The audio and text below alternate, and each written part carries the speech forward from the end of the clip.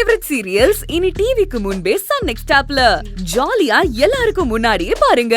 இப்பவே Sun next ஆப்பை download பண்ணி சப்ஸ்கிரைப் பண்ணுங்க.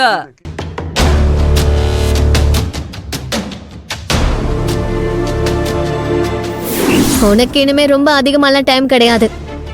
நான் இங்க இருந்து 1/2 மணி நேரத்துக்குள்ள போலீஸ் ஸ்டேஷன் போயிடுவேன். அதுக்குள்ள நீ ஸ்டேஷனுக்கு போன் பண்ணி கேஸ வாபஸ் வாங்கி என் சின்னத்தான வெளியே விட வைக்கணும்.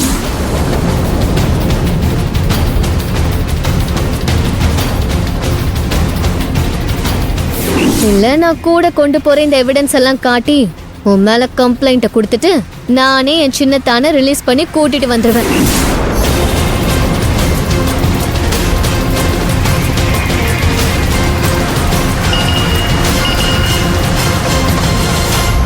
கமிஷனர் மேடம் தான் கால் பண்றாங்க.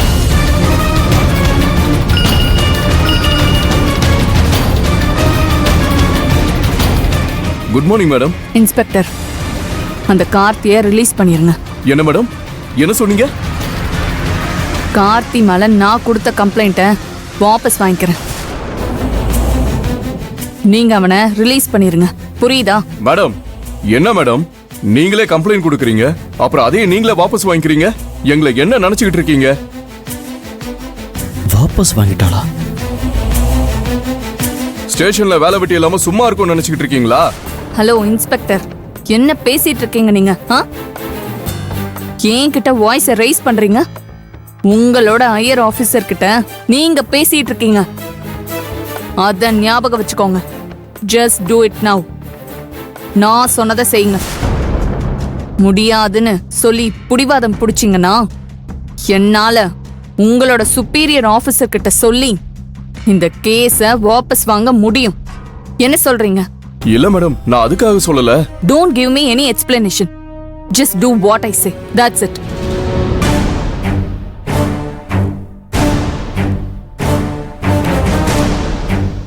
என்ன சார், கமிஷனர் மேடம் என்ன சொன்னாங்க? ஏமா போன் வரும்னு சொன்ன, அது இந்த கமிஷனரோட போன் தானா? அவங்க எனக்கு போன் பண்ணுவாங்கன்னு உனக்கு எப்படி தெரியும்? அவங்க உங்களுக்கு போன் பண்ணுவாங்கன்னு தெரியும். அவங்க என் சின்னத்த மேல கொடுத்த கம்ப்ளைண்ட வாபஸ் வாங்கிட்டு அவரை ரிலீஸ் பண்ண சொல்லுவாங்கன்னு தெரியும். இந்த மாதிரி ஆளுங்க கொடுக்கிற கம்ப்ளைண்ட் வாங்கிட்டு நடவடிக்கை எடுக்கிறோம் பாருங்க, கடைசியில நாங்க தான் முட்டாளாகிறோம். என்னையா பாத்துக்கிட்டு இருக்க? போய் லாக்கப்ப திறந்து விடியா.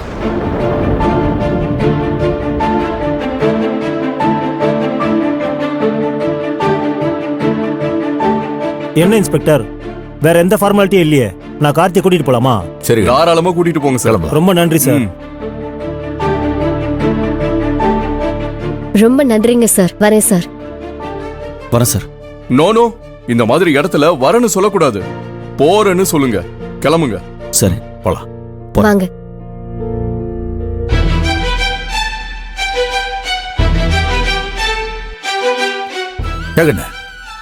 என்ன நடக்குதுன்னு எனக்கு ஒன்றும் புரியல.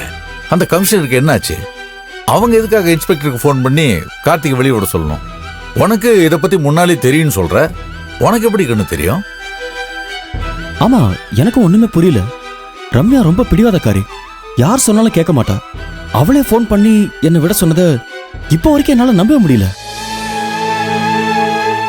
ஆனா இது உனக்கு முன்னாடியே தெரிஞ்சிருக்கு, அதுவும் கரெக்டா ஸ்டேஷனுக்கே வந்திருக்க. எப்படி இதெல்லாம்? ஏய் சொல்லானோ, என்ன நடந்ததுன்னு தெரிஞ்சுக்க வேண்டாமா? இல்லைன்னா எனக்கு தலையை வெடிச்சிடும் போல இருக்கு. ஒன்னும் இல்லைங்க சின்னதா, நான் ரம்யா வீட்டுக்கு போய் அவங்களுக்கு எடுத்து சொல்லி புரிய வச்சேன். என்ன எடுத்து சொல்லி புரிய வச்ச? உண்மைய. என்ன கண்ணு, கொடுத்த கேஸையே வாபஸ் வாங்குற அளவுக்கு அப்படி என்ன உண்மையை சொன்ன? மாமா, புரியுற மாதிரி பக்குவமா எடுத்து சொன்னா யாரா இருந்தாலும் புரிஞ்சுப்பாங்க. சத்தியமா எனக்கு ஒண்ணுமே புரியல. பரவாயில்ல விடுங்க, நீங்க எப்படியும் எந்த பிரச்சனையும் இல்லாம நல்லபடியா வெளியே வந்துட்டீங்க. இதை விட வேற என்ன வேணும்? எதுக்கு தேவையில்லாம மனசை போட்டு அலட்டிட்டு இருக்கீங்க? வீட்டுக்கு போலாம். சரிங்க சார், நான் கிளம்புறேன். ரொம்ப நன்றி சார், எல்லா வேலையும் விட்டுட்டு எனக்காக இவ்வளவு தூரம் வந்தீங்க. என்ன சார் பேசுறீங்க? இது என்னுடைய கடமை, நான் வரேன். சரிங்க சார். கார்த்தி, இனிமே அந்த கமிஷனர் விஷயத்துல ரொம்ப கவனமா இருங்க. சரிங்க சார். சரி அண்ணா, போலாம். யோ சார். இதுக்கு மேல கமிஷனர் மேடம் கம்ப்ளைண்ட் கொடுத்தா வாங்கவே கூடாதியா. கடைசி நேரத்துல நம்ம மூக்கு அறுத்து விட்டுறாங்க. பெரிய மானக்கேடா போச்சியா. ச்சே. ஓ அக்கா,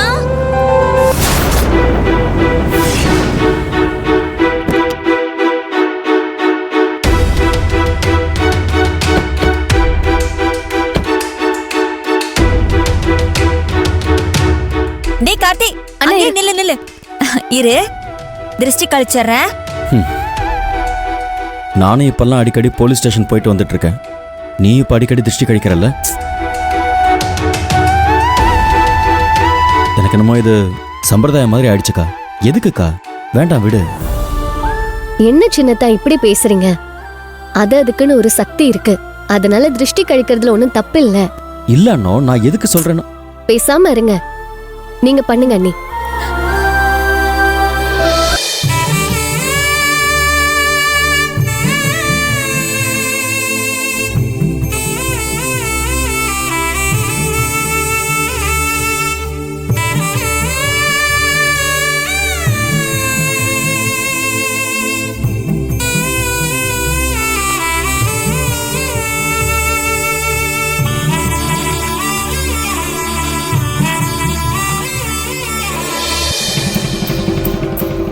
நீ நினைச்சதை சாதிச்சிட்டா. கோச்சுக்காதடா. ஒரு அம்மாவா என்ன பண்ணணுமோ அதை தாண்டா நான் பண்ணேன். சரி வா வா.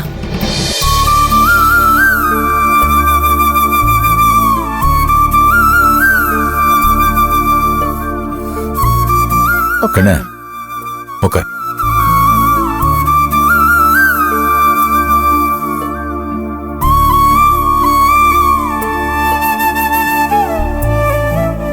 கண்ணு, நடந்ததெல்லாம் ஒரு கெட்ட கனவா நினைச்சு மறந்துருக்கண்ணு. நிம்மதியாயிரு. ஆமா கார்த்தி, நடந்தது எதையும் மனசுல வச்சுக்காத. ஏதோ விதி அப்படி ஆயிப்போச்சு, அவ்வளவுதான். விதியில சிலைகளே, சில கேடு கட்டவங்க செஞ்ச சதி.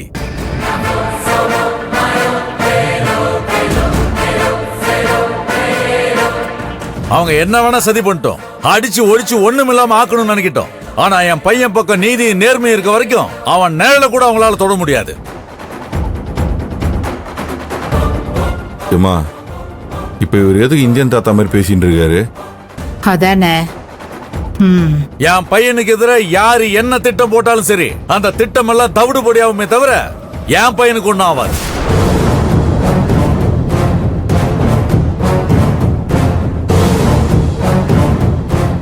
மாமா, சின்னத்தாங்கிட்ட எல்லாத்தையும் கெட்ட கனவா நினைச்சு மறந்துடுன்னு சொல்லிட்டு இப்போ நீங்க நடந்ததெல்லாம் நினைச்சு கோவப்பட்டுட்டு இருக்கீங்களா? சரியில்லை மாமா.